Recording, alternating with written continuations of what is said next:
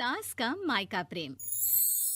रिद्धि की सास को हर वक्त अपने मायके का गाना गाने की आदत थी। अरे बस करना माँ, मामा का ये किस्सा तो 50 बार पहले भी सुना चुकी है। अरे हाँ, तो क्यों ना बताऊं। तेरे चाचा तो उस वक्त हाथ झाड़ कर खड़े हो गए थे। तब मामा ही था तेरा जो आगे आया और मदद की। देखो अब ठीक है ना, जो हो गया सो हो गया। क्यों एक बात को हमेशा गाती रहती हो। अब तो बहू घर आ गई है, उसे तो सबको मान कर चलना है ना, कि सिर्फ सास का मायका ही समझेगी वो। तभी वहाँ रिद्धि आ जाती है। माँ, आज मैं घर जा सकती हूँ? माँ को मेरी बहुत याद आ रही है। शादी के बाद एक बार भी नहीं गई। हाँ तो कौन जाता है। अरे मेरी शादी के बाद जब मैं विदाई होकर आई, इतना बड़ा ससुराल मेरा, खाने वाले 10 लोग और बनाने वाली मैं सिर्फ एक। ऐसा लग रहा था जैसे सिर्फ खाना बनाने के लिए ही ब्याह किया है। वो तो मेरा भाई था, गांव से एक काम करने वाली चाची को भेज दिया जो मेरा हाथ पटाती थी, और उसको पैसा, खाना, कपड़ा, रहने के लिए कमरा, वो सब किसने दिया था? तुम्हारे भाई ने। ये मामला रोज का था। ससुर भी जब गुस्सा होते तो वो सारी बात कह देते जो उनके मन में इतने समय से चल रही थी। मेरा भाई, भाभी, भतीजा, भतीजी सब छुड़वा दिया। मैंने जीवन भर सिर्फ तुम्हारे परिवार वालों से निभाया, लेकिन अब भी चैन नहीं है तुमको। बहू के सामने सास को लगा कि उसकी बेइज्जती हो रही है। अब सुन बहू, अपने कमरे में जा, कहीं नहीं जाना मायके वायके। घर का काम कौन करेगा? पड़ोसन। बहू समझ जाती है मामला गर्म चल रहा है। कमरे में जाने में ही भलाई है।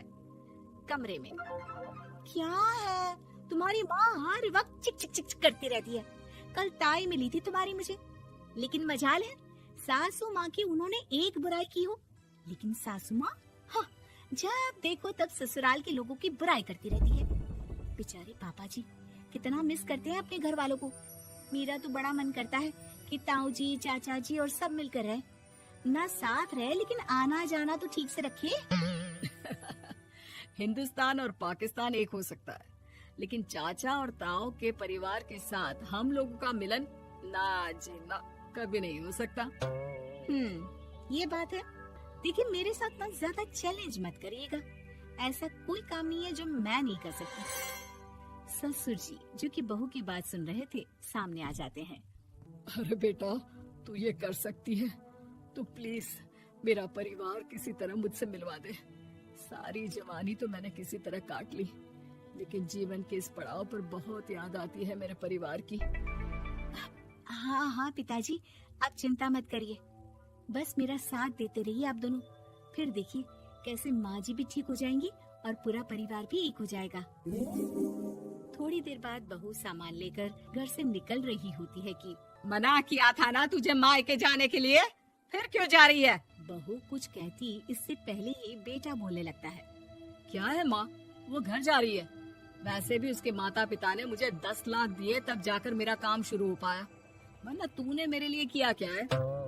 अरे वाह बेटा, बचपन से पढ़ाया लिखाया, तेरे दुख दर्द में जगी, और आज वो लोग तुझे सही लग रहे हैं। और फिर ससुराल में लड़की खुश रहे, ये तो मायके वालों की जीवन भर की जिम्मेदारी रहती है। तो ये तुमको भी तो सोचना था ना। ताऊ जी ने पापा को पढ़ाया लिखाया, जब तुम नहीं आई थी तो पापा के लिए ताई जी ने पापा की माँ की तरह देखभाल की। अब बोलिए। अरे तू कुछ नहीं जानता बेटा, तेरे पापा को सब पता है, तभी वो उन लोगों से वास्ता नहीं रखते। मैं उन लोगों को जानता हूँ, लेकिन मैं तुम्हें नहीं जानता कि तुम्हारे मन के लायक काम नहीं हुआ तो तुम घर की शांति बर्बाद कर दोगी। सास जोर जोर से चिल्लाने लगती है। तभी वहाँ सास का भाई आ जाता है। अरे क्यों आप लोग मेरी बहन को परेशान करते रहते हैं? पहले ये जीजा कम थे, जब बहू भी आ गई। बहन, मैंने तो 30 साल पहले ही बोला था, अपना हिस्सा ले और छोड़ इन लोगों को, चल अपने साथ।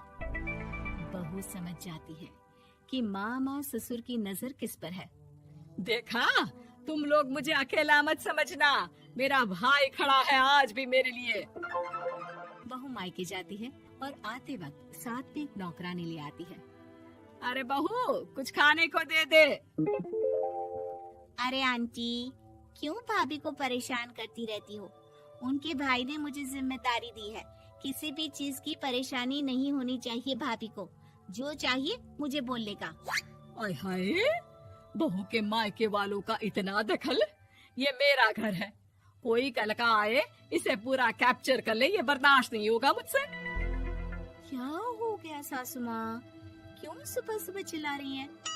चमेली, ओ चमेली, क्या कहा था मेरे भाई ने तुझे? अरे दीदी बहुत तेज है आपकी सासू माँ। मैंने तो बोला कुछ चाहिए तो मांग लो मुझसे। अरे निकल यहाँ से, घर को रेलवे स्टेशन बना रखा है, जो देखो वो घुमा जा रहा है यहाँ से वहाँ। ये कहीं नहीं जाएगी। ये जाएगी तो घर का काम कौन करेगा? मैं। हाँ, और क्या करती है बहुएं? घर का काम ही तो करती है, इसमें नया क्या है? तभी वहाँ ससुर जी आ जाते हैं। हाँ, तो यही बात तो तुम्हें भी समझनी चाहिए थी ना। आज बहू के मायके से नौकर आ गया तो तुम्हें बुरा लग रहा है? अरे तो उस वक्त गर्मा गर्म खाना तो सबने खाया ना। ऐसा तो नहीं है कि मेरे मायके का नौकर था तो सिर्फ मेरे लिए बनाता था। अरे निकालो इसे, फिलहाल बाद में बात करती हूँ। सास का गुस्सा जोर से नौकरानी पर फूटता है। तभी वहाँ बेटा सामान के साथ आकर खड़ा हो जाता है। चलो रिद्धि, तुम ठीक बोलती हो।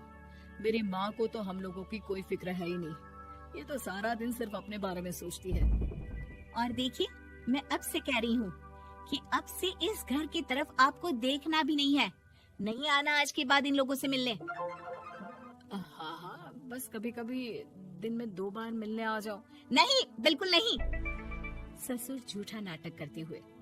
मेरी बीवी ने मुझे मेरे ही परिवार से दूर कर दिया, आज बहू मेरा इकलौता बेटा दूर कर रही है। हाय, कैसे जीऊंगा मैं? वाह, वो भाई जो आपको बेटे की तरह मानता था, उन्हें छोड़ने में तो दुख नहीं हुआ।